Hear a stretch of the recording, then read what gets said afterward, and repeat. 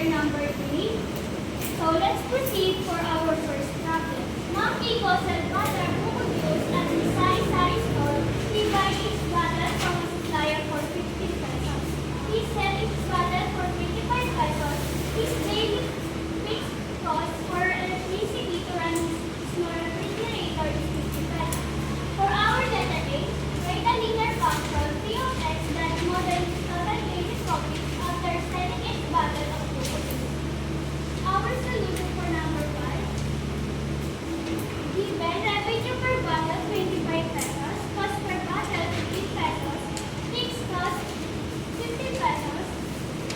Step 1. Calculate the profit per bottle.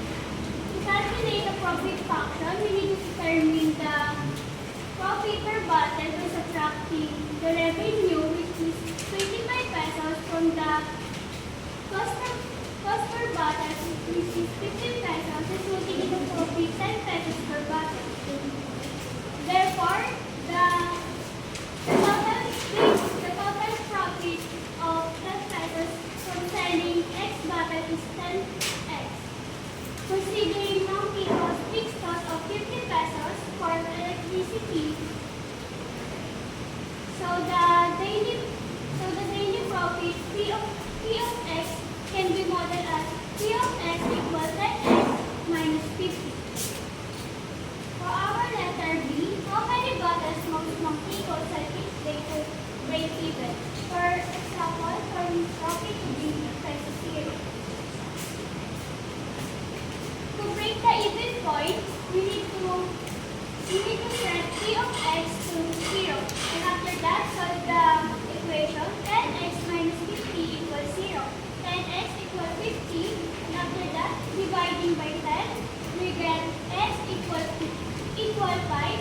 So the answer is Ma'am Kiko must sell 5 bottles to break even. For our problem 2, a student plays SIPA, an additional Filipino game. He kicks the SIPA from an initial height of 1.2 meters with an initial upward velocity of 8 meters per second. The height in meters of the SIPA after 3 seconds is modeled by function f of h of t equals negative 4.9 t squared plus b of t plus ho, where b of t is the initial height of 1.2 meters and velocity, and where TO is the initial velocity, which is 8 meters, and our HO is the initial height of 1.2 meters. For our letter A, write a quadratic function h of t that model the height of the SIPA. To write the quadratic function, we use h of t equals negative 4.9 t squared plus b of t. Since yung b of t natin is initial upward velocity of 8 meters, isasubstitute lang natin plus ho, which is initial height of 1.2 meters. So, final quadratic function na is h of t equals negative 4.9 t squared plus 8t plus 1.2. For our letter B, what is the maximum height the SIPA? Find the vertex of the quadratic function, which is h of t equals 8t squared plus bp plus c is given by t equals minus b over 2a. In this case, our letter A is negative 4.9 and B is 8. We substitute this value, we get T equal minus 8 over 2.